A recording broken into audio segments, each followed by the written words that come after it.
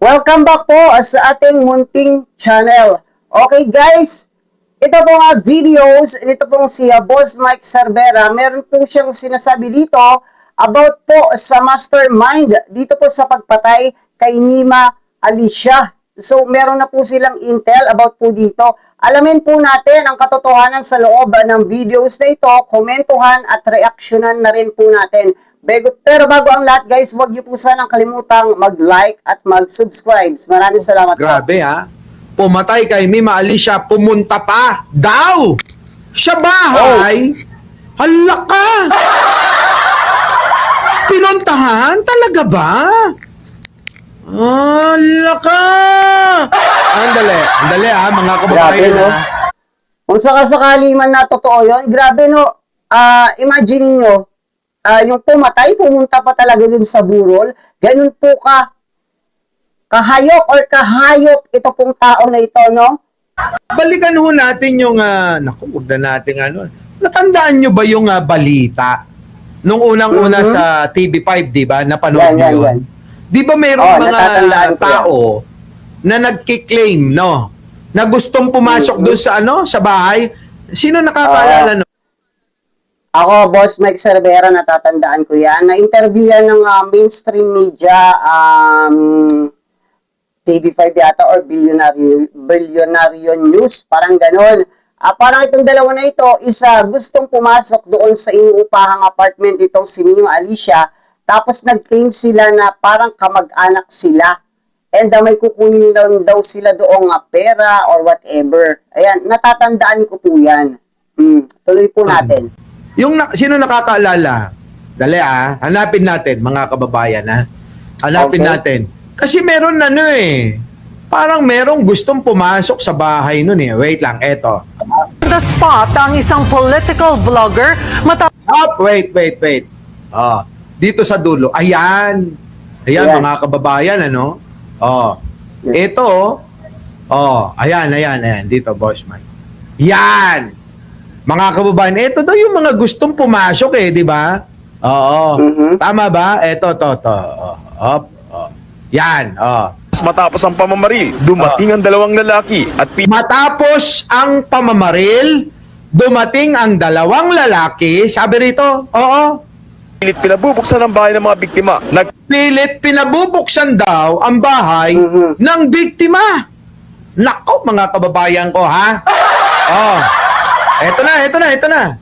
Pakilala silang kamag-anak ng mga biktima at kukuha raw ng gamit ni Nelboy at pera na gagamitin sa ospital ng biktima. Galing po kami ng presinto, nagpirma-pirma po siya doon, binigay po yung cellphone and susi. Ayan, mga kababayan, yung dalawang naka-face mask. Eto naka-face mask, hindi makita yung mukha Sa kanya, dahil po, yun nga po, pinaliwanag po yung sitwasyon. Galing na kayo ng istasyon? Yes po.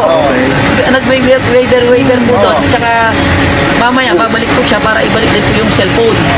Hindi muna Ayan mga kababayan yung meron pang So, guys, sa hindi nakakaalam, ito pong nasa screen na lalaki, yan po yung landlord or yung may-ari po ng apartment. At hindi po siya pumayag that time na pumasok yung dalawang lalaki na yon na nagkiklaim na kamag-anak daw. So, good job po sa iyo, sir.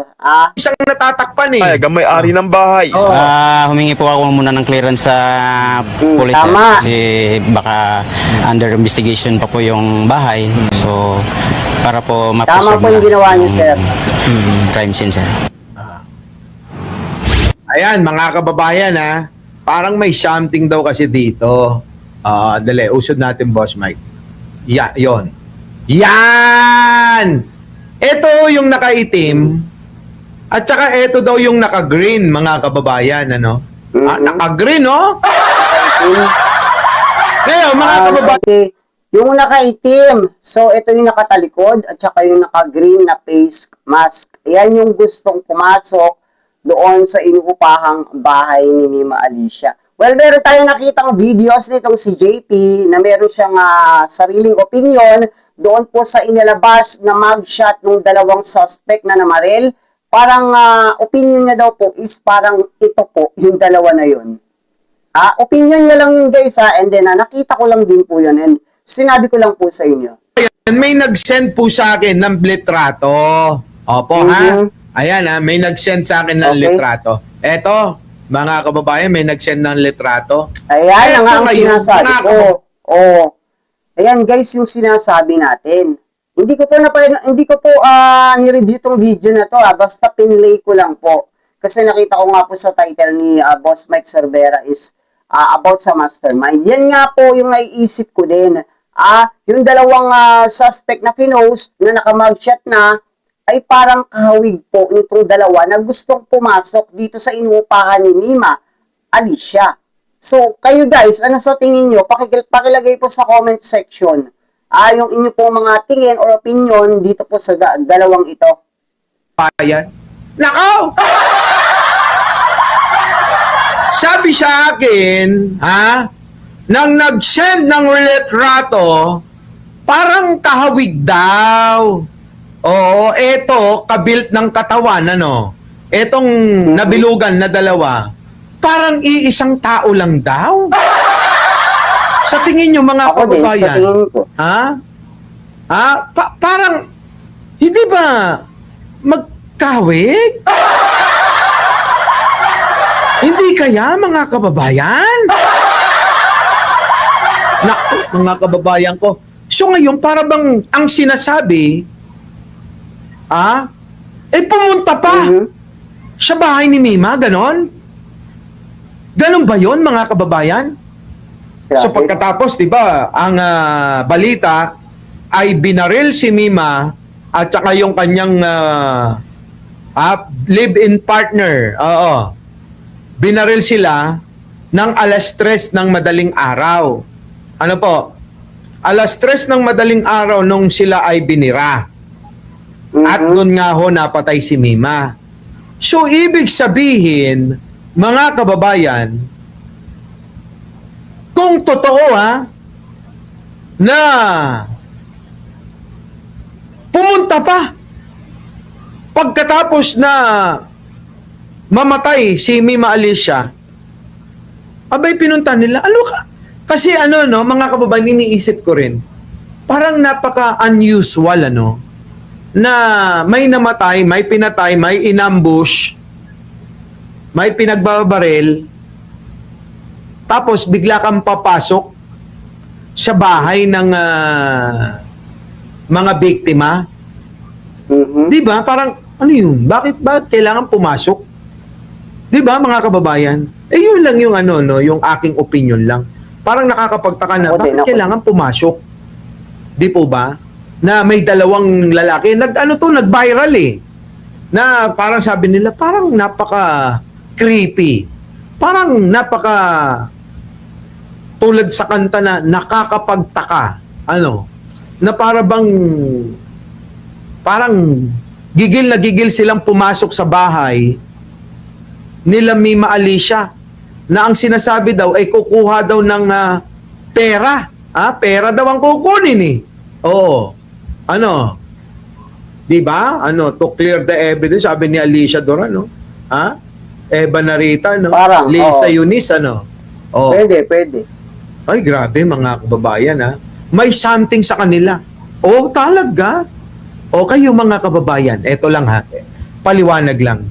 Ayon sa balita, nakuhanan ng balita na naabutan itong dalawang tao, na eto pala, kakapagtaka Bakit naka-face mask?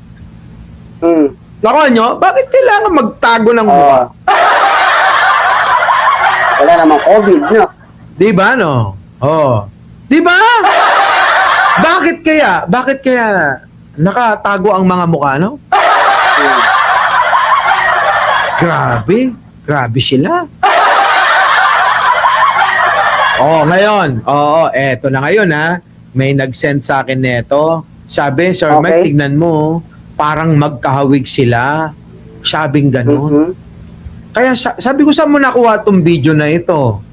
Sabi niya, napanood ko yan dun sa naalala ko na, ito pala yung unang-unang lumabas na video sa News 5, na mayroong dalawang tao na gustong pumasok sa loob ng bahay nila Mima. Oo nga, bakit ganun? Bakit biglang gusto niyong pumasok? Di ba yun yung usap-usapan nun? Tapos, Sinend niya uli. Oo.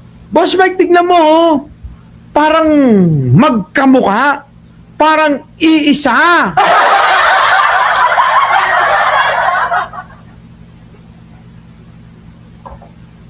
Nako. Nako. Nako. Ha? Kayo mga kababayan. Ano ho sa palagay ho ninyo? Ha? Ano? Kayo po. Oo. Michelle Tapang. So, sa tingin ko dito guys, eto yung gunman. Pero yung nilalaman ng video nitong si Boss Mike Cervera is wala pa siyang napipinpoint about doon sa mastermind. Para sa akin in my opinion, etong dalawang suspect na nahuli plus yung interview na gustong pumasok doon sa inuupahang bahay ni Ma'am Alicia is parang magkamukha nga.